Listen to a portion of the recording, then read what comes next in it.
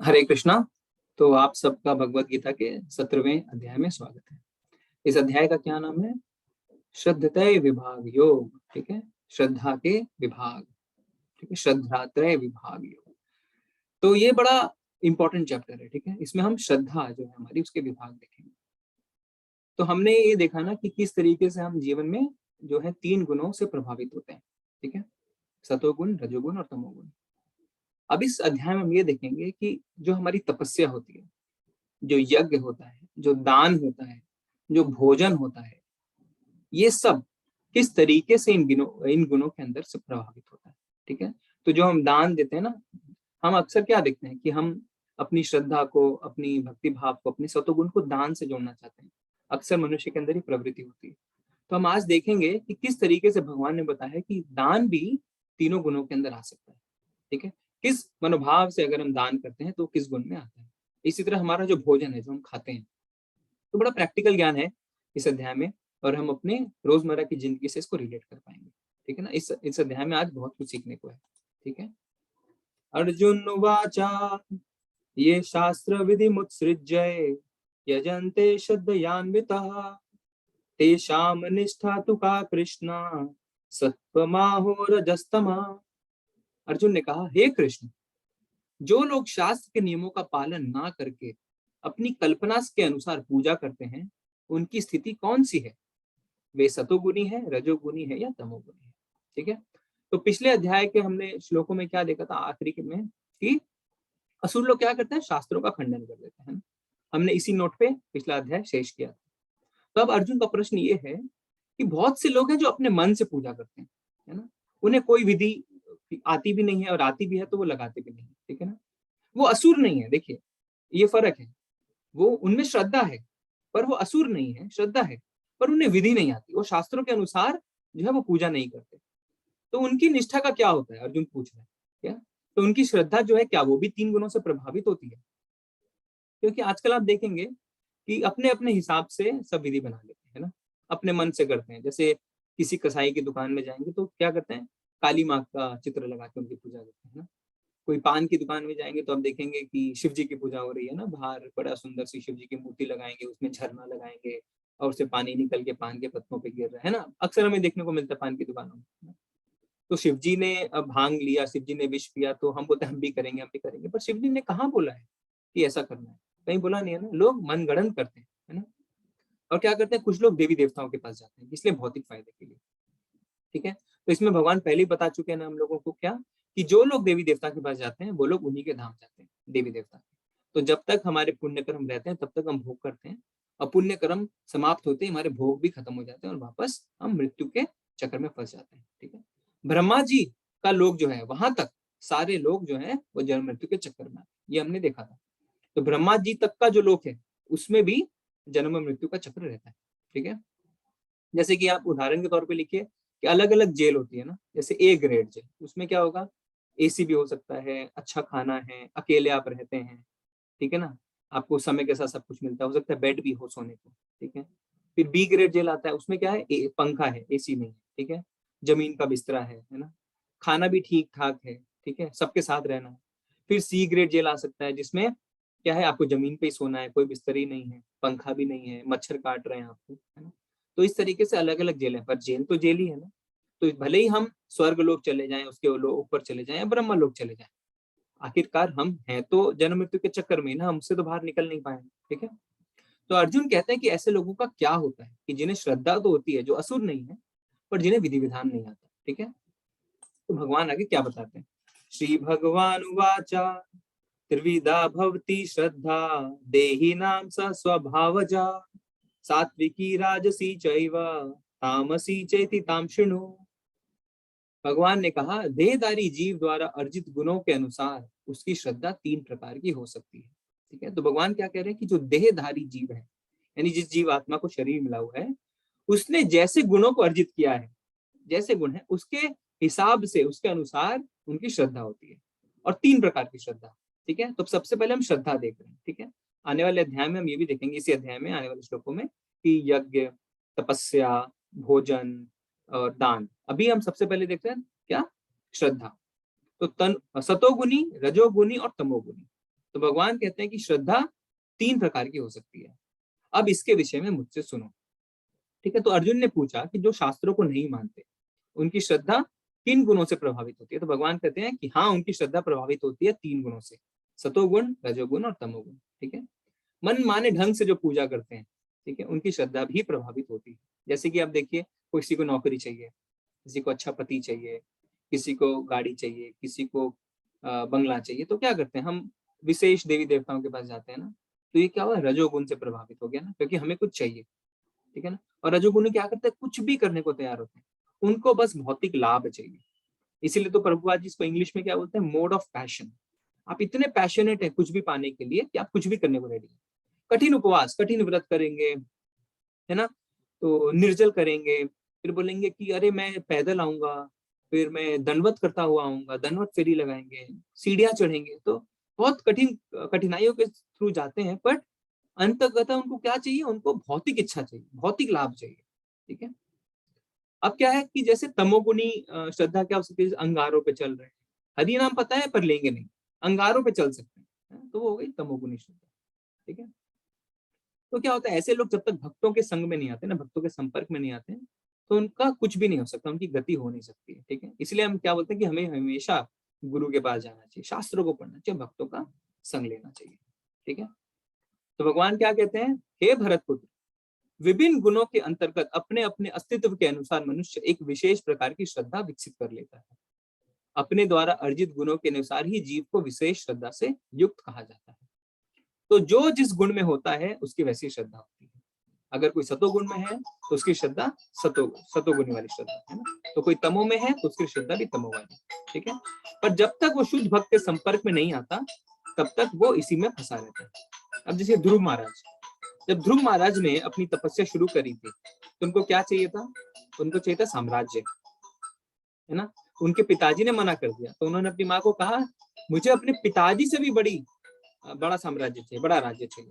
ठीक है। तो उसमें क्या हुआ? फिर उन्होंने तपस्या करने के लिए जंगल में गए, तो वो रजोगुणी थे ना, रजोगुण के बाद फिर वहां पे वो किससे मिले? नारद मुनि से। ठीक है। तो बहुत बड़े भक्त, एक गुरु का काम किया नारद मुनि ने, और क्या बोला कि आप तपस्या करिए भगवान की। तो जब भगवान उनके आगे प्रकट हुए 6 महीने में, इतनी घोर तपस्या करी उन्होंने, तो वो क्या बोले भगवान को पहले कि भगवान मैं तो कांच के टुकड़े मांग रहा था आपसे। ठीक है। तो देखिए किस तरीके से उनके अंदर बदलाव आया। जब वो तपस्या करने गए तो गए रजोगुण के अंदर, पर जैसे ही उनको भगवान के दर्शन हुए, उनको नारद मुनि ने गाइड किया, है ना, गुरु ने गाइड किया, भक्त ने गाइड किया, तो उन्होंने बोला मैं तो कांच के टुकड़ों के लिए आपकी तपस्या कर रहा था, अब मुझे कुछ भी नहीं चाहिए। ठीक है। तो जब तक हम शुद्ध भक्त के संपर्क में नहीं आते हैं, तब तक हमारी श्रद्धा भी 3 गुणों से प्रभावित रहती है। ठीक है। उनके अनुसार हम विशेष देवी देवताओं के पास जाते हैं और अपनी खुद की विधि के अनुसार पूजा करते हैं। ठीक है। जैसे हमने बताया, नशा करने वाले शिव जी के पास चले जाएंगे ना, उनको खाली बहाना चाहिए। शिव जी ने कहीं कहा है क्या कि तुम नशा करो? नहीं ना। ठीक है। हाँ, तो आगे भगवान क्या कहते हैं? यजन्ते सात्विका देवान यक्ष रक्षांसि राजसा प्रेतान भूता गणाश्चान्य यजन्ते तामसा जनाः। सतोगुणी व्यक्ति देवताओं की पूजा करता है, रजोगुणी यक्षों और राक्षसों को पूजता है, और तमोगुणी व्यक्ति भूत प्रेतों की पूजा करता है। तो अब इस चित्र में देखिए, है ना, दिखेगा आपको। तो जो सतोगुणी है वो क्यों जाते हैं देवताओं के पास?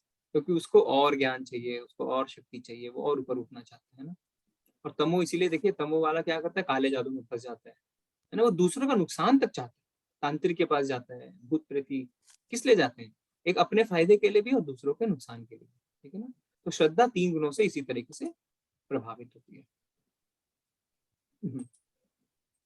जो लोग दंभ तथा अहंकार से अभिभूत होकर शास्त्र विरुद्ध कठोर तपस्या और व्रत करते हैं, जो काम तथा आसक्ति द्वारा प्रेरित होते हैं, जो मूर्ख हैं तथा शरीर के भौतिक तत्वों को तथा शरीर के भीतर स्थित परमात्मा को कष्ट पहुंचाते हैं, वे असुर कहे जाते हैं। तो भगवान यहाँ पे क्या बता रहे हैं? असुर के बारे में बता रहे हैं। तो क्या है ना, कुछ लोग शास्त्रों के विरुद्ध काम करते हैं, शरीर को बहुत कष्ट पहुंचाते हैं। क्यों? क्योंकि वो काम से प्रेरित रहते हैं। अब इस चित्र में देखिए, पहला जो ऊपर दाहिना चित्र है वो है हिरण्यकशिपु। उसने क्या किया? उसको ब्रह्मा जी से वरदान चाहिए था, तो कितनी घोर तपस्या करी उसने, है ना। क्योंकि मैं सबको म्यूट कर देता हूँ एक बार।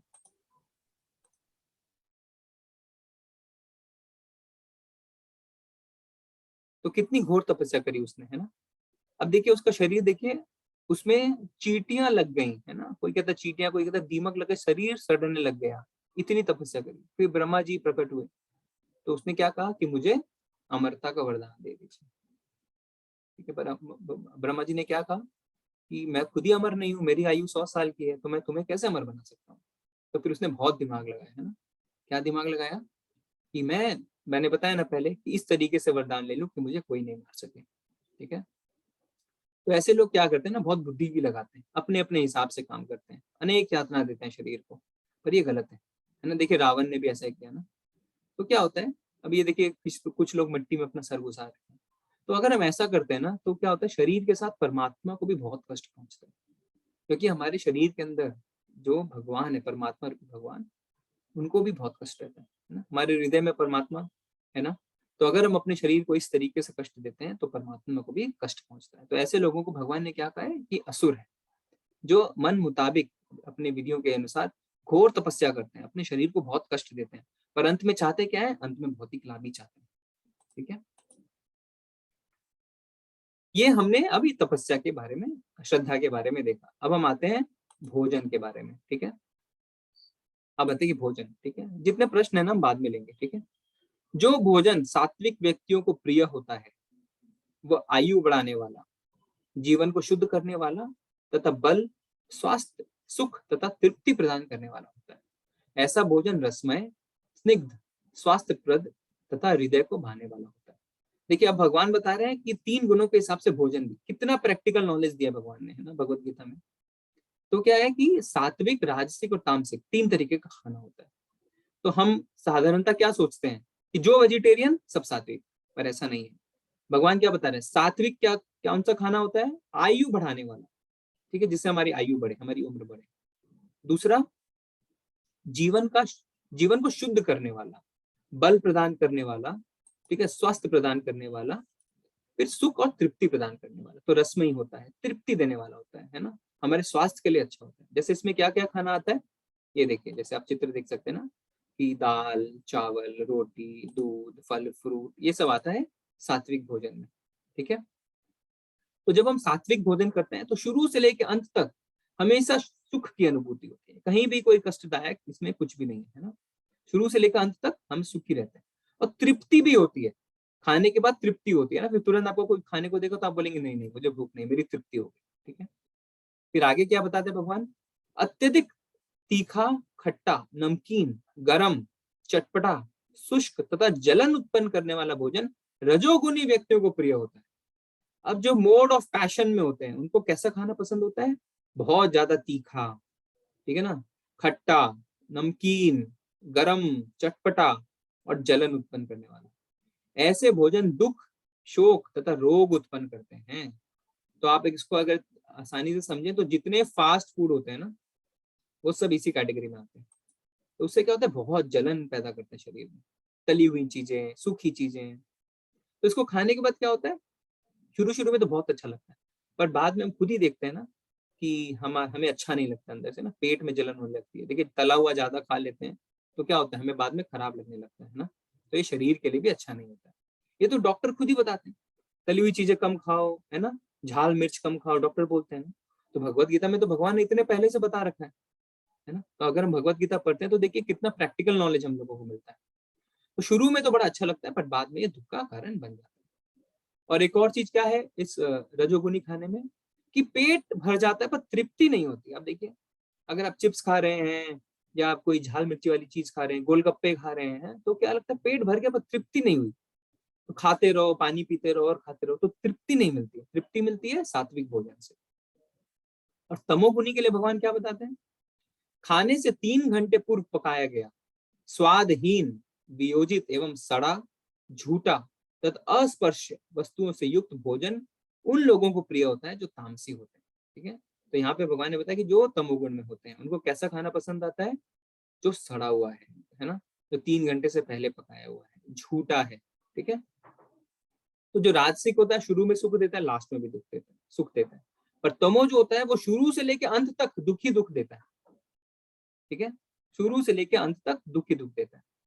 3 घंटे से पहले पकाया हुआ खाना भगवान कहते हैं कि नहीं खाना चाहिए, वो बासी हो जाता है। और नॉनवेज जो है वो तो तमो में आता ही है। ठीक है, अब एक प्रश्न है आपसे, आप चैट में बता सकते हैं, हाथ उठा के बता सकते हैं कि सड़ा हुआ जो बता रहे हैं भगवान, सड़ा हुआ, तो ऐसा कौन सी एक सड़ी हुई चीज है जो रेगुलर सब लेते हैं और वो फेमस भी है बड़ी, मतलब ऐसा नहीं है, सब खाते हैं बड़े रोहन गुप्ता प्रभु बोले चीज। ठीक है, और बताइए, बड़ा फेमस है और उसको शुरू से अंत तक दुख ही दुख है उसको खाने में। चीज को खाने में तो थोड़ा मजा आ जाता है, पर तमो को शुरू से अंत तक दुख ही दुख, और बड़ा फेमस, लोग एकदम मनोरंजन के साथ एकदम उसका सेवन करते हैं। आचार, वो खा लो। सत्यजीत प्रभु बोल रहे हैं मोदीरा, तो शायद हम मदिरा बोलना चाह रहे हैं, यानी अल्कोहल। और कोई बोलना चाहता है? मोमोज, अल्कोहल। कनिष्का माता जी कह रहे हैं, विश्व प्रभु कह रहे हैं मोमोज। ठीक है, तो मैं बताता हूँ, अभिषेक प्रभु भी अल्कोहल बोल रहे हैं। ब्रेड, ठीक है, ब्रेड, बिरयानी। अच्छा, ये देखिए इसका क्या है कि देखिए बिरयानी जो है वो तो अगर उसको कम मसाले की बना सकते हैं ना, और 3 घंटे से पहले भी, ब्रेड का भी। सुलोचना माता जी दही कह रहे हैं, देखिए दही में फर्मेंटेशन होता है, ठीक है, पर वो सड़ा हुआ हम नहीं कह सकते हैं उसको, थोड़ा वो फर्मेंटेशन वाली बात नहीं कर रहा हूँ। तो इसमें क्या है, इसका आंसर अल्कोहल है। अल्कोहल को क्या बोलते हैं उर्दू में? शराब, है ना, शराब कहते हैं ना। आब का मतलब होता है पानी, तो सड़ा हुआ जो पानी होता है ना उसको बोलते हैं शराब।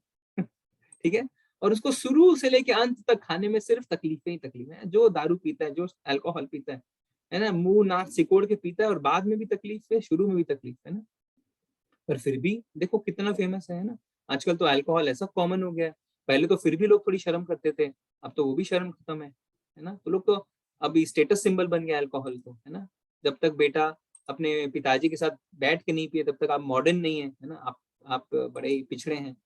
तो इस तरीके की बातें आ गई आजकल, पर ये गलत है, ये तमोगुनी है। ठीक है, और इसमें देखिए स्पर्श की बात भगवान कह रहे हैं ना, तो अभी कोरोना काल में क्या आया, हमें स्पर्श नहीं करना है, हमें इसका छूटा नहीं खाना है, हमें उसका छुआ नहीं खाना है। तो पहले भी तो आप देखेंगे हमारे परिवारों में, जैसे कि दादा दादी हर को देखेंगे, नाना नानी को, तो बड़ा संयम रखते थे ना कि अच्छा बेटा झूठ मत फैलाओ, यहाँ पे ये मत करो, अपना झूठा मत। पर आजकल हम सब एकदम वो हो गए, नॉर्मल हो गए, हमें कोई फर्क नहीं पड़ता। पर ये सच है, भगवान खुद कह रहे हैं कि झूठ, जो झूठा है, जो स्पर्श नहीं कर सकते हैं, उसे हमें नहीं खाना चाहिए। हमें अपने भोजन को बड़ी स्वच्छता और साफ के साथ रखना चाहिए, जिससे हमारा शरीर भी ठीक रहे और भगवान में हमारा मन। ठीक है, ठीक है, आगे देखते हैं। यज्ञों में वही यज्ञ सात्विक होता है, तो हमने भोजन देख लिया, अब हम आते हैं यज्ञ में। यज्ञों में वही यज्ञ सात्विक होता है जो शास्त्र के निर्देशानुसार कर्तव्य समझकर उन लोगों के द्वारा किया जाता है जो फल की इच्छा नहीं करते। तो क्या है कि अब हमने श्रद्धा देखी, कैसे वो 3 गुण उसमें आते हैं, फिर हमने भोजन देखा कि कैसे 3 गुणों में भोजन आता है। अब हम क्या देख रहे हैं, यज्ञ। ठीक है, यज्ञ में क्या बताते हैं भगवान कि जो हम यज्ञ करते हैं ना वो भी 3 तरीके से हो सकते हैं, सतोगुनी, रजोगुनी, तमोगुनी। तो सतोगुनी यज्ञ क्या होता है, जो शास्त्रों के अनुसार होता है, नियम अनुसार होता है। ठीक है, जो भौतिक लाभ की इच्छा से नहीं होता उसको कहते हैं सतोगुनी यज्ञ। ठीक है, अब कलयुग में क्या हुआ, समस्त यज्ञ जप में मैं कौन सा जप हूं, भगवान क्या कहते हैं, चैट में बताइए। समस्त यज्ञों में मैं कौन सा यज्ञ हूं, भगवान ने कहा ना कलयुग के लिए। हैंड रेस कर सकते हैं, चैट में बता सकते हैं, माला जाप, ठीक है, हाँ, नाम जप। तो भगवान कहते हैं कि जप यज्ञ और महामंत्र, ठीक है प्रभु, हाँ मैं समझ गया। भगवान कहते हैं कि नाम जप में हूँ, है ना। तो जो नाम संकीर्तन, भगवान का नाम जप है, वो बोलते हैं भगवान मैं समस्त यज्ञों में नाम जप। ठीक है, तो ये इसको युग धर्म भी कहते हैं। ठीक है, जो कलयुग का है ना उसमें क्या है, अब बुद्धिमान व्यक्ति ऐसा ही करते हैं, वो हमेशा भगवान का नाम लेते हैं। तो यज्ञ में कौन सा हुआ, सतोगुणी, जो शास्त्रों के अनुसार हो। ठीक है, और भौतिक लाभ की इच्छा के बिना। ये देखिए, तो आप लोगों ने सही बताया। लेकिन हे भरत श्रेष्ठ, जो यज्ञ किसी भौतिक लाभ के लिए गर्ववश किया जाता है उसे तुम राजसी मानो। अब देखिए हम अधिकतर इससे रिलेट करेंगे। ठीक है, अब अगर हमने कोई यज्ञ करवाया, बड़े बड़े यज्ञ करवाए, किस लिए, मेरी तारीफ होनी चाहिए, फलाना ने इतना बड़ा यज्ञ करवाया, है ना, 100 पंडितों को जिमाया, यश बढ़ने चाहिए, प्रशंसा होनी चाहिए मेरी, है ना। फिर यज्ञ के बाद भगवान के अर्च विग्रह के आगे मुझे सम्मानित किया जाना चाहिए, है ना, मैंने इतना बड़ा यज्ञ करवा दिया। तो जो हम गर्ववश करते हैं ना, अहंकार के साथ करते हैं, भले ही हम ऊपर से दिखाते हैं कि हम बहुत बड़े भक्त हैं, पर अंदर हमारी चाह रहती है कि हमारी प्रशंसा हो, हमारी तारीफें हो, है ना, हम लायक हैं, हमारे पास धन है करवाने को। जब हम अहंकार के साथ कुछ करते हैं तो उसको राजसी कहा जाता है। तो क्या होता है, उससे लाभ तो मिलता है, पर भौतिक लाभ मिलता है। जैसे कि अब ठीक है, बिजनेस में मुनाफा हो जाए, क्षणिक, कुछ दिनों तक रहेगा, फिर वापस जीरो।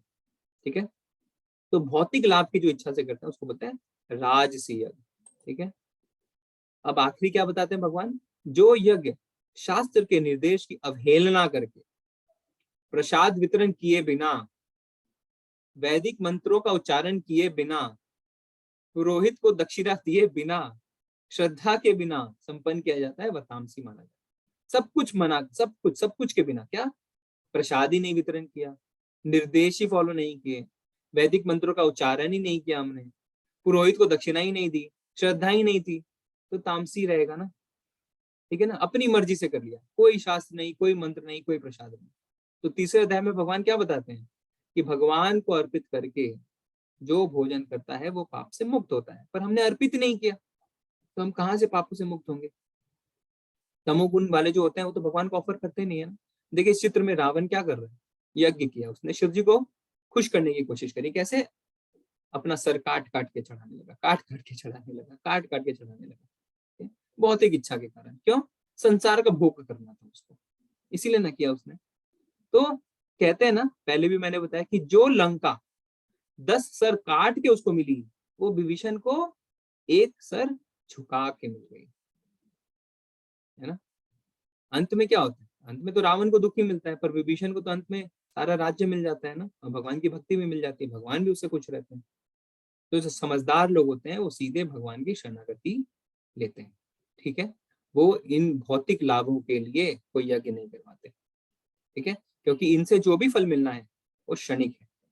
ठीक है, और वो अंत में जाके हमारे दुख का कारण बनेगा। आगे भगवान क्या कहते हैं 14वें श्लोक में, देव द्विज गुरु प्राज्ञा पूजनम शौचमार्जवम ब्रह्मचर्ये महिंसा च शारीरम तप उच्यते।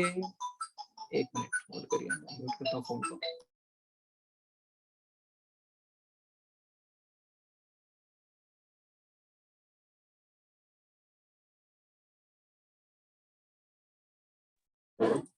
सॉरी, माफ कीजिएगा, मैंने फोन को म्यूट पे किया। हाँ, तो भगवान क्या कह रहे हैं, परमेश्वर, ब्राह्मणों, गुरु, माता पिता जैसे गुरुजनों की पूजा करना तथा पवित्रता, सरलता, ब्रह्मचर्य और अहिंसा की शारीरिक तपस्या है।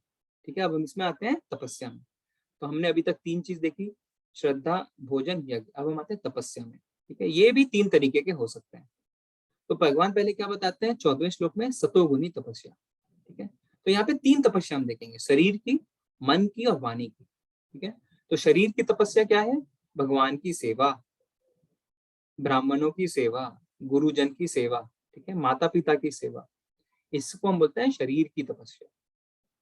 और शरीर को पवित्र रखना भी शरीर की तपस्या है। ठीक है ना, सरल जीवन जीना, ठीक है, ब्रह्मचर्य का पालन करना, ये आता है इसमें शरीर की तपस्या में।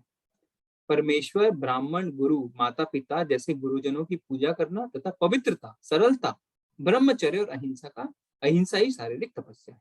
ठीक है, फिर आगे क्या बोलते हैं भगवान, अनुद्वेगकरं वाक्यम सत्यम प्रियहितं च यत् स्वाध्याय भैषणं चैव वाङ्मय्यं तप उच्यते।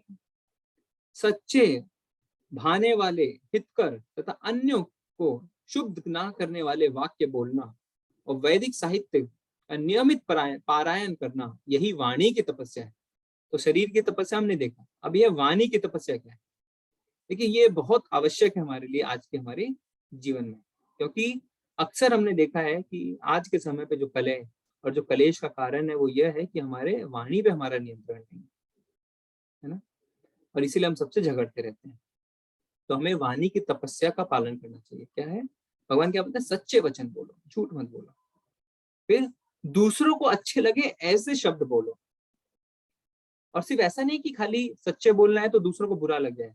ठीक है, उसको अच्छे लगने चाहिए। ठीक है, उसके लिए हितकारी भी होना चाहिए। अगर उसके लिए फायदेमंद ही नहीं, उसके लिए हितकारी नहीं है, तो ऐसे शब्दों का तो कोई मतलब ही नहीं है ना।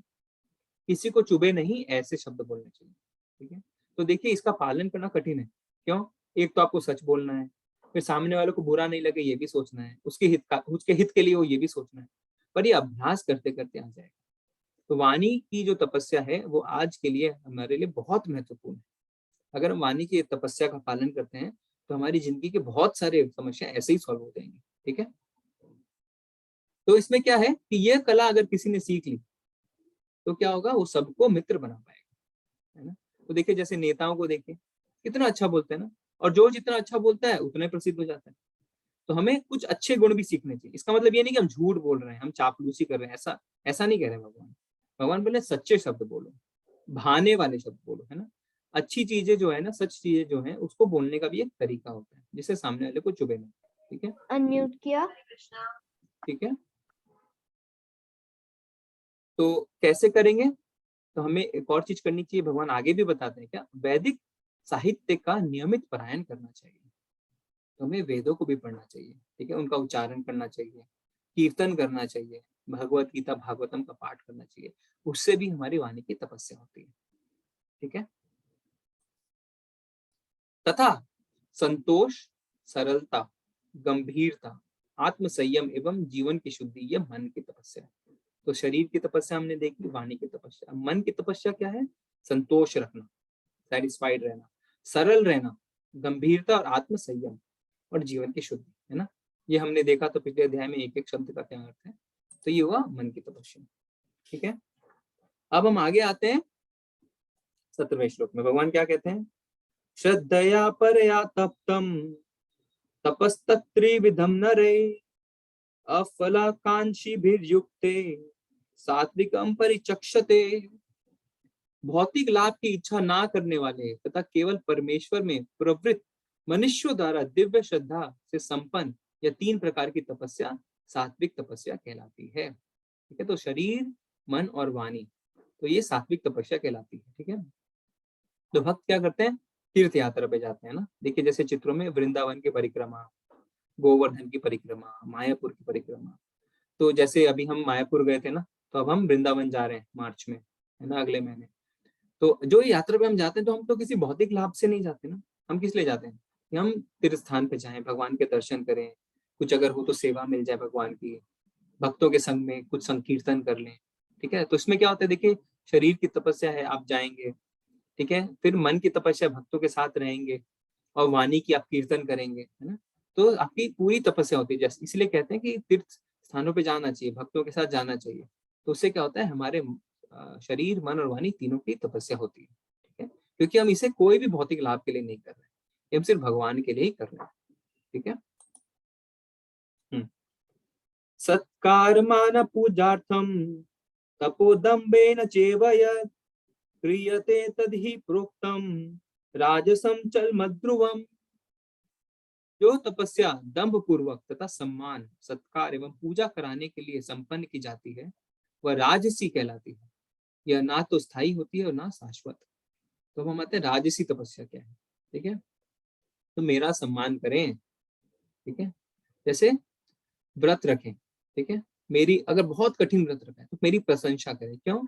दिखाने के लिए हमने व्रत किया, अरे देखो ये तो निर्जला व्रत किया इसने, और सब जगह गा रहे हैं कि मैंने तो निर्जला किया है, मैंने तो निर्जला किया है, मेरी प्रशंसा हो जाए, है ना। लोग सोचे कि अरे ये तो बहुत पूजा पाठ में। तो अगर हम इस तरीके से दिखाने के लिए करते हैं, अपने सम्मान के लिए करते हैं, तो ये भाव जो है ये रजोगुणी भाव, ठीक है। फल मिलते हैं इससे, जैसे मैंने पहले बताया, पर वो शाश्वत नहीं होते, है ना। टेम्पोररी होते हैं, लॉन्ग टर्म नहीं होते, हमें आगे चल के नुकसान ही देते हैं, ठीक है। जैसे असुर है, असुर जब तपस्या करते हैं तो क्या करते हैं, भगवान से ये मांगते हैं वो मांगते हैं, आखिर में क्या होता है, सब छिन जाता है उनसे ना। तो शाश्वत नहीं है, ठीक है।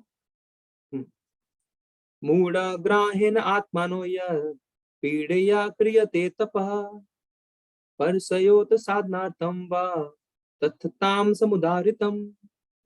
मूर्खतावश आत्म उत्पीड़न के लिए या अन्यों को विनष्ट करने या हानि पहुंचाने के लिए जो तपस्या की जाती है वह तामसी कहलाती है, ठीक है। तो ये है तमोगुनी तपस्या। तो कई लोग क्या करते हैं ना, वो दूसरों को नुकसान पहुंचाने के लिए तपस्या करते हैं, ठीक है। और जिससे उनको कुछ शक्ति मिल जाए, कुछ शक्ति अर्जित कर लें, उसके लिए बहुत अलग अलग प्रयास करते रहते हैं, है ना। हिरण्यकशिपु का हमने देखा ना, कितना तपस्या करी उसने, फिर क्या किया, जब उसको शक्ति मिल गई तो उसने स्वर्ग पे ही अटैक कर दिया, है ना। तो देवी देवताओं से झगड़ा करने लग गया। तो इसीलिए उनको शक्ति चाहिए जिससे वो दूसरों का नुकसान पहुंचा सके, ऋषि मुनियों को मार सके, नुकसान पहुंचा सके। रावण ने भी यही किया था ना, उसको जब शक्तियां मिली तो उसने ऋषि मुनियों को बहुत परेशान किया, ठीक है। तो जो तामसी होते हैं वो क्या करते हैं, शक्तियों को प्राप्त करके दूसरों को हानि पहुंचाते हैं। तो खुद को तो पीड़ा देते ही हैं, क्योंकि जब वो तपस्या करते हैं, चित्र में देखिए, जब तपस्या कर रहा है तो खुद को पीड़ा पहुंचा है, पर जब उनको शक्ति मिल गई तो वो दूसरों को पीड़ा पहुंचाना शुरू करते हैं। तो ऐसी जो तपस्या होती है उसको कहते हैं तमोगुनी तपस्या, ठीक है। दातव्यमिति यद्दानं दीयतेनुपकारिणे देशे काले च पात्रे च तद्दानं सात्विकं स्मृतम्। अब हम आते हैं दान में, ठीक है। तो हमने अभी तक बाकी देखा, तपस्या देख ली, श्रद्धा देख ली, भोजन देख लिया, अब हम आते हैं दान। ये बड़ा इंपॉर्टेंट है, इसको ध्यान से सुनिएगा, क्योंकि ये एक ऐसी चीज है जो हर कोई करता है। तो भगवान क्या कहते हैं, जो दान कर्तव्य समझकर किसी प्रत्युपकार की आशा के बिना समुचित काल तथा स्थान और योग्य व्यक्ति को दिया जाता है वह सात्विक माना जाता है, ठीक है। तो दान भी तीन तरीके के हो सकते हैं, सतोगुनी, रजोगुनी और तमोगुनी। तो सतोगुनी दान के लिए भगवान क्या कहते हैं, कर्तव्य समझकर, एज अ ड्यूटी। ऐसा नहीं कि किसी पर आप एहसान कर रहे हैं और आप एकदम गर्व से तोते की तरफ फूले जा रहे हैं, नहीं। कर्तव्य है आपका, अगर आपके पास भगवान ने धन दिया है तो आपका कर्तव्य है दान देना, कर्तव्य समझकर, प्रत्युपकार की आशा के बिना। ये नहीं सोचना कि मुझे बदले में कुछ मिल जाए, ठीक है। समुचित काल और स्थान, यानी सही समय और सही स्थान पे, और योग्य व्यक्ति को, आगे हम देखेंगे, ठीक है ना, एलिजिबल पर्सन, योग्य व्यक्ति होना चाहिए, तो उसको हम कहते हैं क्या, सात्विक, ठीक है। आगे क्या होता है, आगे यत्तु प्रत्युपकारार्थम फलमुद्दिश्य वा पुनः दीयते दीयते च परिक्लिष्टम तद्दानम राजसंस्मृतम। किंतु जो दान प्रत्युपकार की भावना से या कर्म फल की इच्छा से या अनिच्छा पूर्वक किया जाता है उसे रजोगुनी कहते हैं। तो रजोगुनी दान क्या होता है, या तो आपने सोचा कि मुझे इसके बदले कुछ मिले, आज मैंने दान दिया है, कल मुझे कोई फायदा हो जाए, आज मैंने भला किया है, कल मेरा कोई भला कर दे। अक्सर हमारे मुंह पे क्या आता है, जब हमारे बुरे दिन आते हैं, अरे हमने तो बहुत दान पुण्य किया, हमने तो बहुत भलाई करी है, हमारा भी भगवान जरूर भला करेगा, है ना। तो हमने जो भी किया हमेशा उसको रिटर्न, कि कुछ मिल जाए, प्रत्युपकार की इच्छा से करी, ठीक है, कर्म फल की इच्छा से करी, है ना, या अनिच्छा पूर्वक, ये बहुत इंपॉर्टेंट है। अगर हमारी इच्छा नहीं है पर हम फोर्सफुली अगर दान करते हैं तो वो भी रजोगुनी। जैसे क्या, जैसे किसी किसी जैसे हम राज्यों में देखते हैं ना, जैसे वेस्ट बंगाल में है कोई पूजा है, दुर्गा पूजा है, तो जबरदस्ती लोग चंदा लेके जाते हैं ना। तो हम क्या करते हैं कि हमारी इच्छा नहीं रहती है पर हम देते हैं। या आप किसी दोस्त के साथ हैं, अचानक से कोई रोड पे मिल गया है कि छोटे बच्चे के लिए कोई दान दीजिए, तो आपके चार दोस्तों ने पैसे निकाल दिए, आपका मन नहीं है पर आप फिर भी निकाल के दे रहे हैं, तो बिना इच्छा के दे रहे हैं, इसको रजोगुनी कहते हैं, ठीक है ना। जब ऑब्लिगेशन, आपको मन नहीं है देने का, आपकी इच्छा नहीं है पर आप दे रहे हैं, उसको बोलते हैं अनिच्छा। तो ऐसी अगर आप कोई दान करते हैं तो उसको राजसी दान कहते हैं, ठीक है। फिर फिर आगे क्या बताते हैं भगवान, अदेश काले यदानम अपात्रे भश्च दीयते असत्कृतम अवज्ञातम तत्ताम समुदारितम। तथा जो दान किसी अपवित्र स्थान में अनुचित समय किसी अयोग्य व्यक्ति को या बिना समुचित ध्यान तथा आदर के दिया जाता है वह तामसी कहलाता है।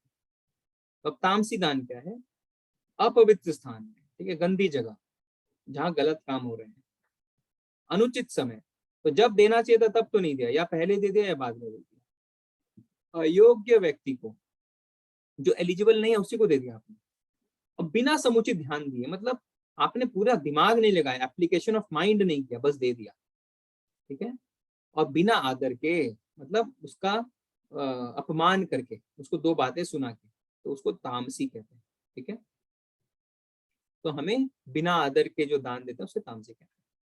तो अब आपने देखा कि हमने तीन तरीके के दान देखे, सात्विक, राजसिक और तामसिक, ठीक है ना। अब कुछ प्रश्न, कुछ केस स्टडी है ना, ऐसे करते कुछ प्रश्न पूछूंगा, आप बताइए कि वो कौन से दान, ठीक है। तो आप हैंड भी रेस कर सकते हैं, आप चैट पे भी लिख सकते हैं। तो जैसे पहला है कि अगर कोई व्यक्ति किसी के जन्मदिन पे जाता है, ठीक है, उसे एक गिफ्ट देता है, उसे लगता है मैं ये दे रहा हूँ उसको, अच्छा गिफ्ट लेके जाता हूँ, क्योंकि मेरे बर्थडे पे दोबारा वो मेरे को और अच्छा गिफ्ट देगा, ठीक है। तो इसको हम क्या कहेंगे? ठीक है, पढ़ता हूँ। परेश प्रभु रजोगुनी, ईशा माता जी रजोगुनी, वृंदा प्रभु जी राजसी, पंकज प्रभु राजसी, बीवो करके कोई है राजसी, शुभ ज्योति राजसी, नेहा माता जी बोल रहे तामसी, अच्छा। सत्यजीत प्रभु बोल रहे राजसी, कनिष्क माता जी राजसी, नवयशी माता जी राजसी, संजीव प्रभु राजसी, बिल्कुल सही, सभी राजसी कह रहे हैं। ये राजसी माना जाएगा ना। क्यों राजसी माना जाएगा? क्योंकि हमने वापस पाने की इच्छा से किया कि मैं अच्छे से अच्छा उसको दे दूं क्योंकि मुझे वापस मिल जाए। तो राजसी ज्ञान में क्या था? प्रत्युपकार की भावना के साथ, ठीक है। अच्छा, तो इसमें अगर नेहा माता जी, अगर आपको डाउट है, आपको समझ में नहीं आया, तो हैंड रेस कर सकते हैं, या बाद में क्वेश्चन आंसर में आ सकते हैं कि आपने तामसी कहा ना, तो क्यों है ऐसा, ठीक है। दूसरा आते हैं, दूसरे केस स्टडी में आते हैं। अभी कोरोना काल था, है ना, बहुत लोगों ने डोनेशन दिया, बहुत लोगों ने दान दिया। अभी मैंने या किसी व्यक्ति ने दान दिया और अपनी सेल्फी खींची बहुत सारी, ठीक है, और उसको सोशल मीडिया पे, अपने ट्विटर पे, फेसबुक पे, सब जगह लगा दिया कि मेरी बहुत प्रसिद्धि हो जाए, सबको पता चल जाए मैंने दान दिया, ठीक है। ऐसे दान को हम क्या बोलेंगे? अच्छा, राजसी कह रहे हैं परेश प्रभु, सत्यजीत प्रभु, तमो बोल रहे हैं सत्यजीत प्रभु, पंकज प्रभु राजसी, वृंदा नेहा माता जी राजसी, तामसी कुछ लोग कह रहे हैं, अनुश्री माता जी कह रहे हैं राजसी, रुद्र प्रभु जी कह रहे हैं राजसी, नेहा माता जी राजसी, सुलोचना माता जी राजसी। हाँ, तो ये भी रजोगुण है ना, रजोगुण हुआ ना। क्यों? प्रत्युपकार, मेरी तारीफ हो जाए, मेरी प्रशंसा हो जाए। देखिए आप इसको, ये देखिए, इस स्लाइड को देखिए आप इसमें, ठीक है। अनुश्री माता जी ने कहा राजसी, ठीक है, राजसी सही आंसर है, देखिए, है ना। दे तो पहले नहीं रहा है ना, उस गरीब का मजाक उड़ा रहा है ना, पहले सेल्फी खींच रहा है। तो कुछ आया था ना बीच में, बाबा का ढाबा ना क्या कुछ आया था ना ऐसा, उसमें ऐसा ही हुआ था ना, दुनिया भर का दान इकट्ठा हो गया, बाद में कितनी मुसीबतें हुई, तो वो सब राजसी है, ठीक है। ठीक है, आपको समझ में आ गया सबको राजसी क्यों। अब आखिरी केस स्टडी करते हैं। आप रेलवे स्टेशन पे गए, ठीक है, वहां पे आपको कोई, जैसे मिल ही जाते हैं ना लोग, आपको कोई भिखारी मिल गया, तो आपने उसको पैसे दे दिए, ठीक है। अब क्या किया उसने, उससे नशा कर लिया, तो ये कौन से गुण में आएगा?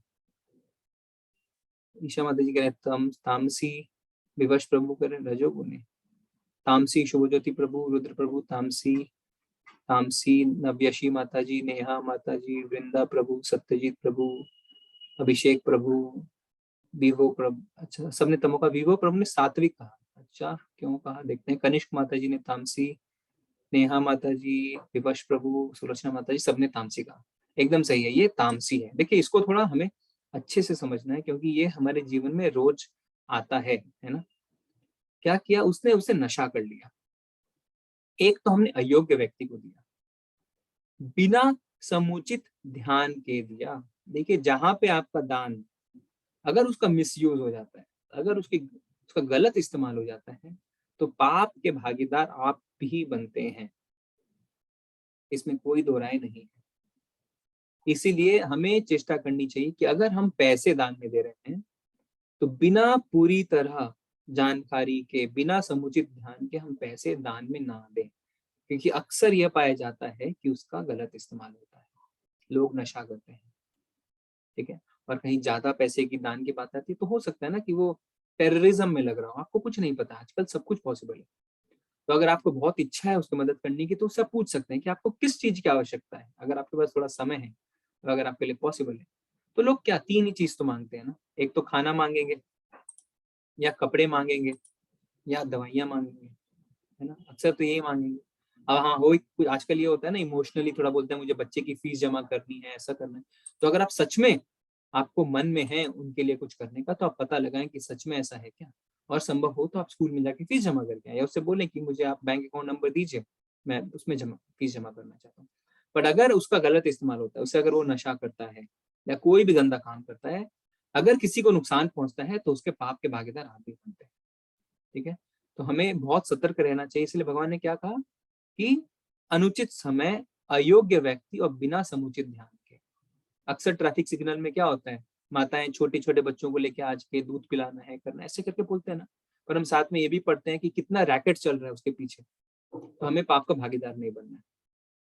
तो हमने बहुत आचार्यों से सुना है, बहुत प्रभु जी माता जी बताते हैं कि वो अपने साथ खाने का सामान लेके जाते हैं, है ना। तो क्या करते हैं, बिस्किट का पैकेट्स रखते हैं अपने साथ, ऐसा कुछ रखते हैं कि जब उनको देना तो वो खाने का सामान देते हैं।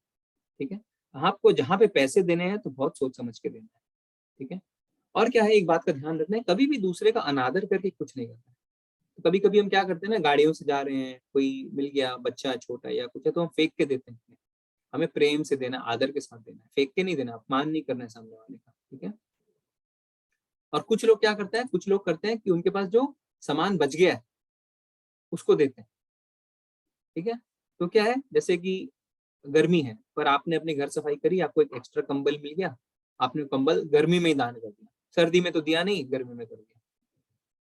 तो अपने रजोगुण में क्या पढ़ा था ना, रजोगुण में हमने देखा था स्लाइड में क्या, कि इच्छा के बिना अनिच्छा पूर्वक किया जाता है, रजोगुणी कहलाता है। तो इसमें तो ये रजोगुणी में आ जाते हैं। हम बताएंगे कि जब आपको नहीं चाहिए, आपके पास एक्स्ट्रा आपने दे दिया और बिना ध्यान के दिया, है ना।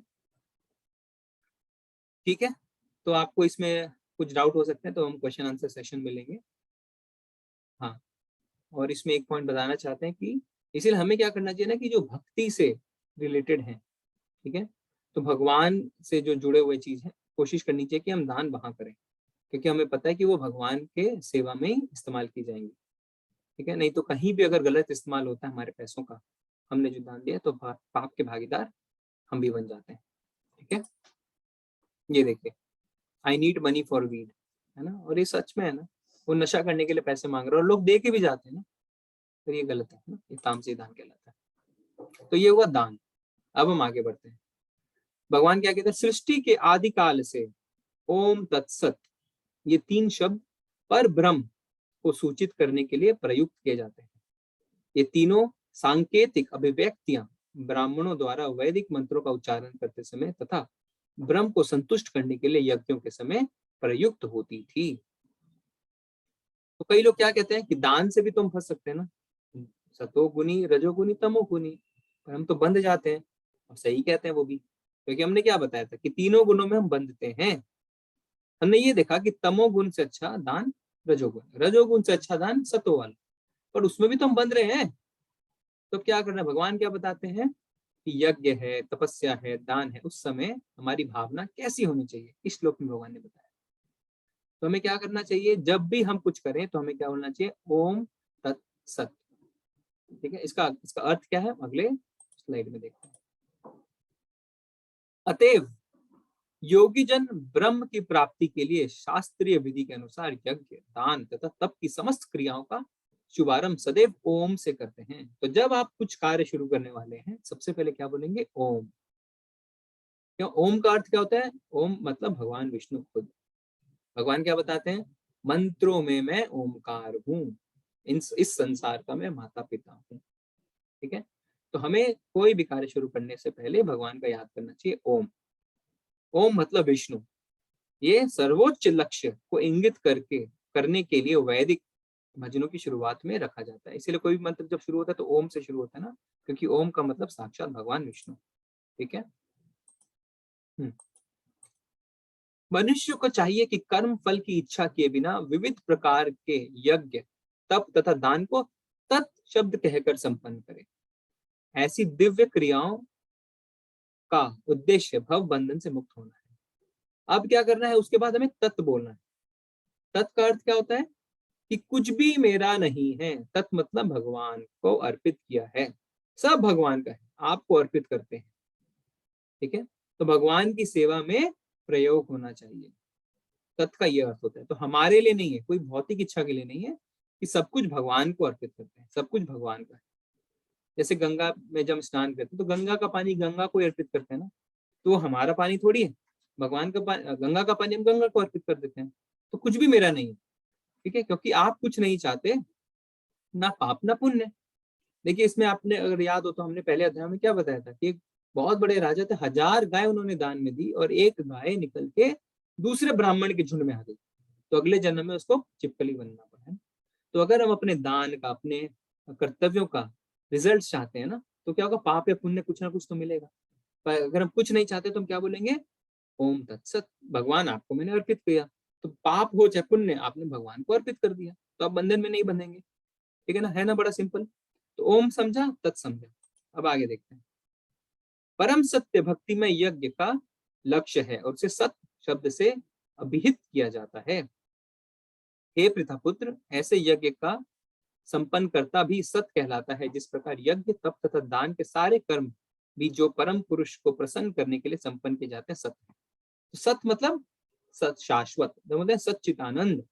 सत मतलब शाश्वत। तो ओम तत्सत, ठीक है। तो भौतिक इच्छा से हमें क्या होता है, हमें लाभ मिले, पुण्य मिले, ऐसा मिले वैसा मिले, वो सब खत्म हो जाएगा, है ना। भोग खत्म हो जाएंगे, हमारे पुण्य कर्म खत्म हो जाएंगे। पर शाश्वत लाभ अगर चाहिए, परमानेंट वाला लाभ चाहिए, तो हमें से भगवान के लिए करना पड़ेगा। ठीक है ना, क्योंकि भगवान शाश्वत है, हमारी जीवात्मा शाश्वत है, और भगवान और हमारी जीवात्मा के बीच में जो भक्ति का संबंध है वो भी शाश्वत है।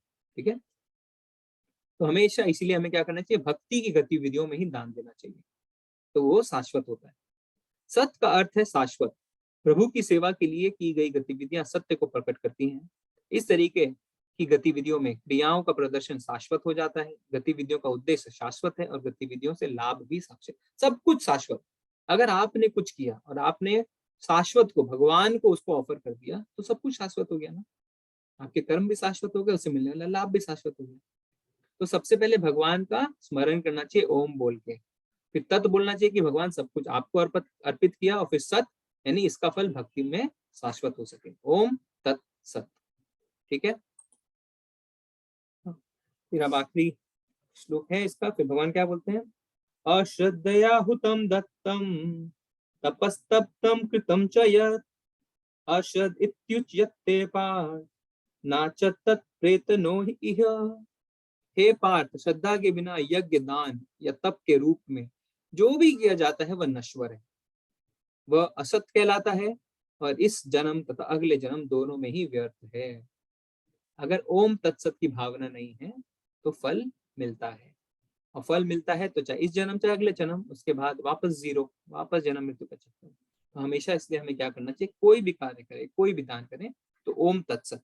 भगवान पाप भी आपको अर्पित, पुण्य भी आपको अर्पित, क्योंकि मैंने अपने लिए कुछ नहीं किया। तो अगर वो राजा जब 1000 गाय दान दे रहा था, तो अगर वो ओम तत्सत कहता, अगर वो भगवान को उसका फल अर्पित करता, तो भगवान क्या करते, वो जो उससे मिस्टेक हुई एक गाय की, वो उसको नहीं मिलता ना पाप, क्योंकि आपने भगवान को अर्पित कर दिया। तो जब आप पुण्य चाहते हैं ना, आपसे कोई ना कोई मिस्टेक होती है, तो पाप भी आपको मिलता है। कभी कभी होता है ना, हम दान देने की कोशिश करते हैं, तो जिसको हम दान दे रहे हैं वो गुस्सा हो जाता है हमसे, अरे आपने मेरे को 50 का नोट क्यों दिया, मुझे तो 100 का नोट चाहिए, है ना। कैसी कैसी बातें बोलते हैं, हमें डराते हैं ना, तो हमें लगता है अरे इसका तो पाप कर्म मिलेगा। तो अगर हम शुरू से ऐसा रखें कि ओम तत्सत, भगवान आपको अर्पित किया है, तो आपके मन से देखिए भय तुरंत खत्म हो जाएगा, क्योंकि आपने तो भगवान के लिए किया है, आपने अपने लिए किया ही नहीं है। ठीक है ना। तो इसमें प्रभुपाद जी क्या कहते हैं, बद अवस्था में लोग देवताओं, भूतों या कुबेर जैसे यक्षों की पूजा के प्रति आकृष्ट होते हैं। तो जब हम बंधे हुए रहते हैं ना प्रकृति के 3 गुणों से, तो हम देवताओं के पास जाते हैं, हे भगवान अच्छी नौकरी दिला दे, 4 लड्डू चढ़ाऊंगा। फिर नौकरी मिलने के बाद हम भूल जाते लड्डू के बारे में, है ना। फिर भूतों या कुबेरों के या यक्षों की पूजा करते हैं, दूसरों को नुकसान पहुंचाने के लिए, तांत्रिक के पास, इसके पास, कहाँ कहाँ जाते हैं लोग। यद्यपि सतोगुण रजोगुण तथा तमोगुण से श्रेष्ठ है। तो क्या कह रहे हैं प्रभुपाद जी की, सतोगुण जो है वो रजो और तमो से श्रेष्ठ है, लेकिन जो व्यक्ति कृष्ण भावनामृत को ग्रहण करता है, वह प्रकृति के इन तीनों गुणों को पार कर जाता है। तो देखिए, भले ही हम जो है एक सतोगुण जो है वो रजो और तमो से ऊपर है, पर है तो वो भी बांधने वाला ना, ये तो हमने पहले ही देख लिया था। तो इसलिए हमें कृष्ण भावना भावित होना चाहिए, तो उससे क्या होगा, हम तीनों गुणों से ऊपर हो जाएंगे। सफलता पाने के लिए उपयुक्त गुरु प्राप्त करने करके उसके निर्देशन में प्रशिक्षण प्राप्त करनी चाहिए। तो गुरु मिलना चाहिए और प्रशिक्षण, ट्रेनिंग होनी चाहिए हमारी, तभी ब्रह्म में श्रद्धा हो सकती है। जब कालक्रम से यह श्रद्धा परिपक्व होती है, तो इसे ईश्वर प्रेम कहते हैं। तो जब हम धीरे धीरे प्रैक्टिस करते हैं, धीरे धीरे प्रैक्टिस करते हैं, तो फिर हमें प्रेम होता है भगवान से। जैसे कि देखिए, अगर एक कोई माता है जो अभी माँ बनती है पहले, तो उसको पहले बच्चा बड़ा परेशान करते हैं ना, बड़ी दिक्कत होती है उसको छोटे बच्चे के साथ में। पर जब धीरे धीरे वो उसको पालने लगती है, पोसने लगती है, उसको उससे प्रेम होने लगता है ना। शुरू में तो बड़ी दिक्कत लगती है, तो इसी तरह भगवत प्रेम है। शुरू में बड़ा ही कष्टदायी लगता है, पर धीरे धीरे भगवत प्रेम जागृत होने लगता है। यही प्रेम समस्त जीवों का चरम लक्ष्य है। अतएव मनुष्य को चाहिए कि सीधे कृष्ण भावनामृत ग्रहण करे। इस 17वें अध्याय का यही संदेश है। ठीक है, तो जो रजोगुण में पूजा करता है, भोग और ज्यादा बढ़ जाता है उसका, है ना, वो बंधन में बंधता जाता है। अगर हम भगवान के शरण में जाते हैं तो हम तीनों गुणों से ऊपर हो जाते हैं। बिना स्वार्थ के हमें भगवान की भक्ति करनी चाहिए। और क्या फॉर्मूला बताया था हमने? साधु साधु संग, यानी भक्तों का एसोसिएशन, गुरु का शरण, जिससे हम उनसे विनीत भाव से उनसे जिज्ञासा कर सकें और उनके शरण में जा सकें, उनकी सेवा कर सकें, है ना। तो शुरू में बद अवस्था होती है, पर धीरे धीरे क्या होता है? प्रेम उत्पन्न होने लगता है। यही वास्तविक सुख है, क्योंकि कोई भी परमानेंट चीज हमें टेम्पोररी चीज से नहीं मिल सकती। परमानेंट सुख चाहिए तो उसके लिए हमें भगवान की भक्ति ही करनी पड़ेगी। ठीक है, तो थोड़ा सा अगर हम सार देखें तो हमने श्रद्धा के बारे में देखा, अपने भोजन के बारे में, यज्ञ के बारे में, तपस्या के बारे में, दान के बारे में ना, किस तरीके से ये पांचों जो विषय हैं वो तीन गुणों से प्रभावित होते हैं। फिर हमने क्या देखा? ओम तत्सत कहने से हम इसे भगवान को अर्पित करते हैं। ओम यानी भगवान को स्मरण करना, सत्य यानी भगवान आपको हमने अर्पित किया, और सत्य यानी भगवान के शाश्वत हो गया अब आपको अर्पित करके। ओम तत्सत। ठीक है, ठीक है, तो इससे हमारा अध्याय खत्म होता है। पर प्रश्न लेने से पहले, क्योंकि हमने आज दान की चर्चा करी है, मैं छोटा सा एक आपको कुछ दिखाना चाहता हूँ। ये कंफर्म करिएगा अगर स्क्रीन पे आ जाए तो। हाँ, तो क्योंकि हमने दान की चर्चा करी ना, तो मुझे याद है कि देखिए, जो हमारा मंदिर है ना इधर इस्कॉन बेंगलुरु, तो ये वहाँ के राधा गोविंदा आर्ट्स विग्रह है। तो अभी ये मंदिर बड़ा छोटा सा है। इसको प्रेसिडेंट जो है ना वो नामनिष्ठ दास प्रभु चलाते हैं, और वाइस प्रेसिडेंट भी हैं। तो अभी इन्होंने एक जमीन हमने ली है मंदिर ने। ये देखिए जमीन आपको दिख रही है बेंगलुरु में, तो जमीन ले ली गई है। अभी से एक बड़ा मंदिर बनाना है। अभी एक घर की तरह, आप एक समझिए एक घर में है ये मंदिर। उसी में मंदिर चलाते हैं कई सालों से निःशुल्क। आप देखिए जो भगवत गीता का कोर्स है, लेवल 1, लेवल 2, लेवल 3 चल रहा है। तो अब ऐसा प्रभु की इच्छा हुई है कि जमीन खरीद ली गई है, पर इस पर मंदिर बनाने का काम चालू होगा। ये देखिए मंदिर की फोटो है। इस फोटो में मैं आपको बताता हूँ, देखिए बीच में जो है ना, ये जो मेरा कर्सर जहाँ पे, ये है नामनिष्ठ प्रभु। तो नामनिष्ठ प्रभु जो है वो आईआईटी कानपुर से उन्होंने बीटेक करा, इन्फोसिस में काम किया, फिर उनको वैराग्य हो गया, उनको अच्छा नहीं लगा, तो उन्होंने ब्रह्मचार्य ले लिया ना। तो इन्होंने शादी वगैरह कुछ नहीं करी, और पूरा लाइफ, पूरी जीवन उन्होंने भगवान की भक्ति में लगा दिया। तो 20 सालों से, 20 से भी ज्यादा सालों से ये भगवान की सेवा कर रहे हैं। ठीक है, तो ऐसा नहीं है, हमें लगता है ना कि पढ़े लिखे लोग नहीं आते। देखिए बहुत आसान था इनके लिए भी ना, कि आईआईटी कानपुर से हैं, इन्फोसिस में इन्होंने करियर शुरू किया। अभी कहीं अगर नॉर्मल जिंदगी जी रहे होते तो कहीं अमेरिका में बैठे होते हैं, बहुत अच्छा करोड़ों में कमा रहे होते हैं। पर इनको इनसे आसक्ति नहीं थी, इनको भगवान से आसक्ति थी। और उससे दूसरा देखिए, जो दूसरे गेरुआ में है ना, जो मेरा कर्सर दिख रहा है, ये प्रभु वाइस प्रेसिडेंट है। ये डॉक्टर है, एमबीबीएस। तो इन्होंने अपनी डॉक्टरी करके अपना समस्त जीवन, पूरा जीवन इन्होंने भगवान की सेवा में निछावर कर दिया। तो ऐसे ये सब मंदिर में रहते हैं, सब प्रभु बहुत पढ़े लिखे भी हैं। और देखिए ये हमारी तरह हो सकते थे ना, हम आपकी तरह 9 से 5 की ड्यूटी करते, पैसे कमाते और मजे की जिंदगी जीते। पर इनको लगा नहीं, हमें भगवान की सेवा में अपनी पूरी जिंदगी निछावर करनी है। देखिए हम अपनी जिंदगी तो नहीं निछावर कर सकते, पर हम कुछ कर सकते हैं। तो अगर हमसे बनता है तो हमें जरूर थोड़ा दान करना चाहिए, जिससे हमारा ये मंदिर देखे, मंदिर बन सके। तो इसमें आप ईंट की सेवा है ना, जैसा है आप देख सकते हैं, छोटी छोटी सेवाएं भी हैं। तो ये आप डिस्क्रिप्शन में लिंक है, डोनेशन का लिंक प्रभु जी भेज भी देंगे, मैं भेज दूंगा नहीं तो ये पीडीएफ। तो इसमें आप जैसी श्रद्धा है वैसा आप सेवा कर सकते हैं, और हमें करना चाहिए थोड़ा बहुत, क्योंकि ये पूरा कोर्स निःशुल्क चल रहा है ना। और इसमें आप लाइफ मेंबर भी बन सकते हैं। लाइफ मेंबर के बहुत सारे फीचर्स भी हैं, बहुत बेनिफिट्स भी हैं, वो भी आप पढ़ सकते हैं। तो इस तरीके से अलग अलग प्रोग्राम है। ठीक है, तो मैंने सोचा ये आपको एक बार थोड़ा सा दिखा दें। इसमें हाँ ये देखिए नित्य सेवा भी चलती रहती है, जैसे भोग सेवा है ना, धूप सेवा वगैरह वगैरह। तो आप इस लिंक पे जाएंगे ना तो आपको सब मिल जाएगा। नहीं तो हम डाल देंगे इसको। ठीक है, हरे कृष्णा। हरे कृष्णा। अगर आपका कोई प्रश्न है तो पूछिए। चैट में बहुत कुछ आ रहा था, मैंने पढ़ा नहीं, पढ़ सकते हैं। प्रभु जी हरे कृष्णा। ईशा माता जी, आपके बहुत प्रश्न थे, थोड़े बहुत आप हैंड रेस कर सकते हैं ना, थोड़ा अगर आप कहें तो। हम्म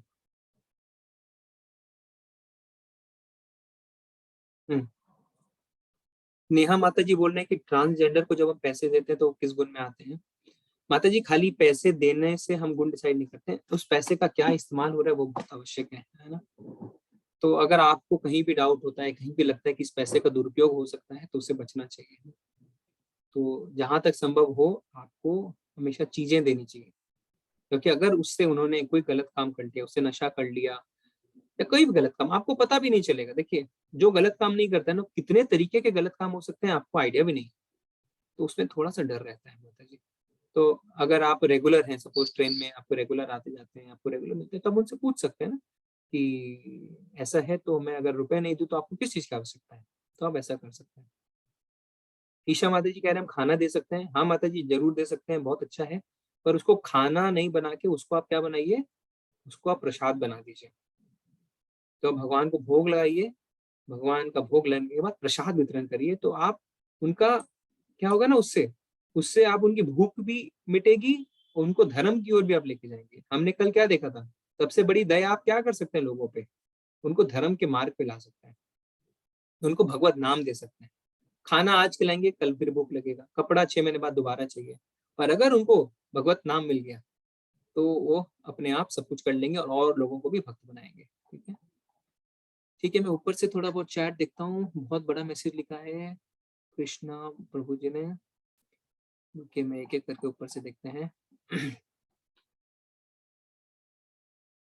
ईशा माता जी कह रहे पर अगर वो नाटक कर रहे हैं तो हमें नहीं समझ में आता, और दान के दिए बिना समझ, दान के बारे में पूछ रहे हैं। तो माता जी देखिए, नाटक कर रहे हैं तो आपको फिर जहाँ पे लगता है रिस्क है ना, कि अगर वो आपके आगे दयनीय स्थिति प्रस्तुत कर रहे हैं, तो नाटक कर रहे हैं तो पहले ही आपको पता चल गया कि कहीं ना कहीं कुछ घपला है, तो आपको दूर रहना चाहिए। रिएक्ट नहीं करिए, आप ये नहीं बोलिए कि अरे मैं तो रुपए नहीं देता हूँ दान में, ऐसा नहीं करना। आप इग्नोर करिए, चुपचाप रहिए। आप उनसे अगर आपको लगता है कि आपकी बातों का वो ठीक से जवाब नहीं देंगे, और तो आप उनको अनदेखा कर सकते हैं। ठीक है, एंगेज ना करें ज्यादा। हमें कैसे पता चलेगा कि हमारे दान का गलत यूज हो रहा है, वो तो पैसे ही मांगते हैं। माता जी, कीर्ति माता जी का प्रश्न है। हाँ माता जी देखिए, पैसे मांगते हैं, और जो ज्यादा पैसों पे इंसिस्ट करते हैं ना, वहां पे ज्यादा गड़बड़ होने का काम रहता है ना। अब तो ये बहुत सारी स्टडीज भी आप देख सकते हैं किस तरीके से पूरा रैकेट चलता है। नहीं तो किसी को अगर सच में आवश्यकता है, आप खुद सोच के देखिए, आप उसको खाना दे रहे हैं, कपड़े दे रहे हैं, तो क्यों नहीं लेगा? पैसे से करेगा क्या? पैसे से, है ना, क्या करेगा? वो खाएगा या कपड़े लेगा, या अगर कुछ बच्चों का, अगर सपोज स्कूल में जाते हैं तो बच्चों की फीस भरेगा, इससे ज्यादा तो कुछ नहीं करेगा ना। अगर वो कहते हैं नहीं मुझे पैसे चाहिए, तो वहां पे जरूर कुछ गड़बड़ है। तो आपको तो ऐसे ही सतर्क हो जाना चाहिए। ठीक है। हाँ। खाना का तो हमने बताया ईशा माता जी को। ठीक है। नवयशी माता जी कह रहे हैं हाँ, खाने के लिए ही देना चाहिए, पैसे नहीं माता जी। ठीक है। सुलोचना माता जी कह रहे हैं भगवत गीता के सभी अध्यायों को एंड ओम तत्सत से किया गया है। हाँ यस माता जी, आप ठीक कह रहे हैं। हाँ, तो जो हम करते हैं वो भगवान को वापस अर्पित करते हैं, और जिससे उसका जो लाभ है वो शाश्वत हो। ओम तत्सत। ठीक है। फिर ईशा माता जी वापस कह रहे हैं भगवान अगर चाहे वो मुझे अगर काबिल मानेंगे, मेरे जन्मदिन पर मेरे सामर्थ्य से भगवान द्वारा जितना हो सके। बहुत बढ़िया माता जी।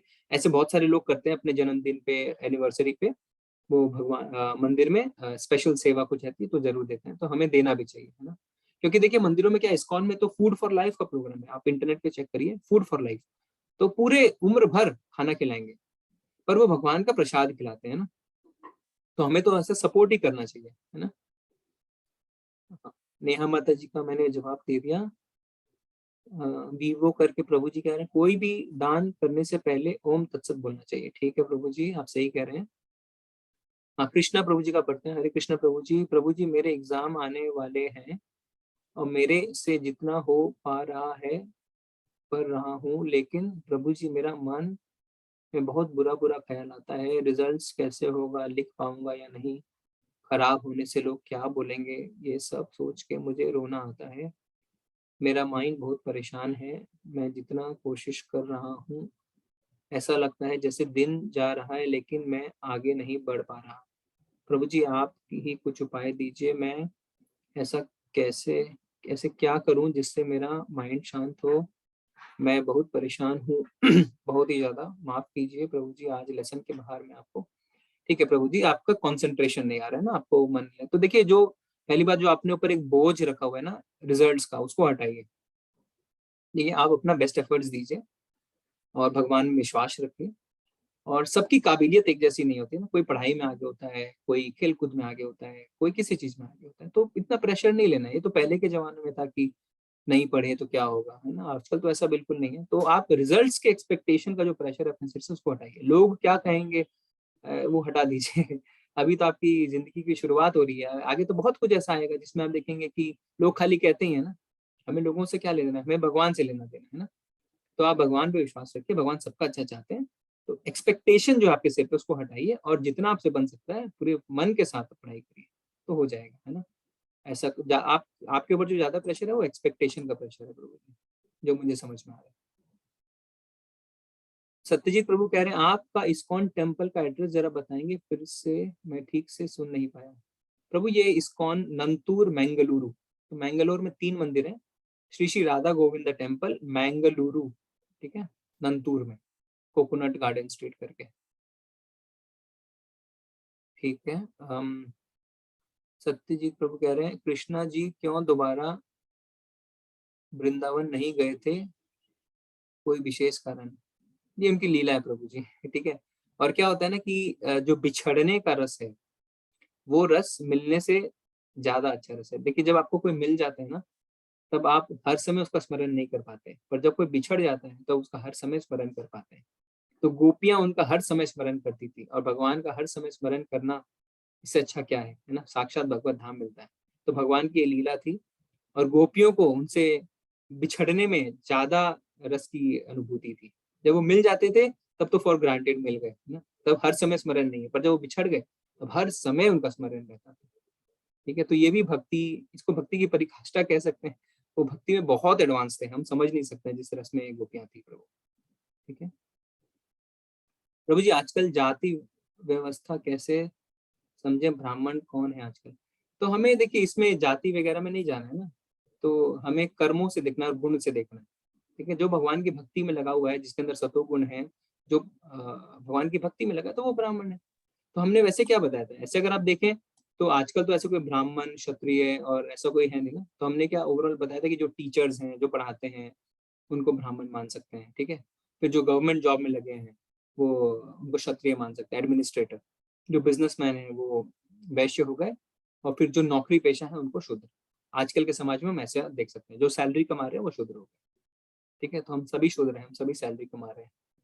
ठीक है, अर्जय प्रभु बोले निर्जला एकादशी का व्रत करना चाहिए क्या? हाँ देखिए प्रभु जी, एकादशी, हर एकादशी का इस्कॉन में फास्टिंग होती है। तो अगर आप अपने सामर्थ्य शक्ति के हिसाब से कर सकते हैं, मतलब फिजिकली कहने का मतलब है, तो अगर आप निर्जला कर सकते हैं तो बहुत अच्छा है हर एकादशी। नहीं तो आप अन्न का सेवन छोड़ दें, है ना। तो फास्टिंग फ्रॉम ग्रेन्स, हम जो हवन करते हैं घर में वो करना चाहिए क्या? हाँ प्रभु कर सकते हैं उसमें। आप किस तरीके का हवन कर रहे हैं आप? फिर कोई भी दान करने से पहले ओम तत्सत बोलना चाहिए कि हाँ प्रभु जी, ओम तत्सत का तो मैंने बताया ना। ठीक है, ठीक है। आई थिंक एक और है प्रभु जी, मैंने आज एक वायरलेस खरीदने और मैंने मन में बोली इस वायरलेस से मैं आज भगवत गीता अच्छी तरीके से सुन पाऊंगी, तो मुझे ये बहुत आनंद है। ठीक है माता जी, आप अपने सब चीजों को हमें भगवान की सेवा में लगाना है, युक्त वैराग्य हम जिसे कहते हैं ना।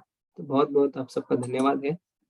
तो कल हमारा आखिरी अध्याय रहेगा, तो आप सब अपना अनुभव भी शेयर करिएगा, थोड़ा सा प्रिपेयर होकर आइएगा, बताइएगा कि आपका कैसा अनुभव रहा, इससे हमें और आगे सुधरने में मौका मिलेगा, है ना। ठीक है, थर्सडे का जो फास्ट है मानसी माता जी कह रहे हैं नमक ग्रहण कर सकते हैं क्या? माता जी इस्कॉन में तो हम एकादशी के फास्ट के बारे में बताते हैं, उसमें आप ग्रेन्स नहीं ले सकते हैं, ठीक है ना। हरे कृष्णा सभी को, बहुत बहुत धन्यवाद। हरे कृष्णा, धन्यवाद प्रभु जी, नीरज प्रभु। हरे कृष्ण वाञ्छा प्रभु। प्रणाम। कल्पतरुभ्यश्च कृपा सिन्धुव एव च पतितानां पावनेभ्यो वैष्णवेभ्यो नमो नमः। अनंत कोटि वैष्णव वृंद की जय, शील प्रभुपाद की जय। कल मिलते हैं, हरे कृष्ण।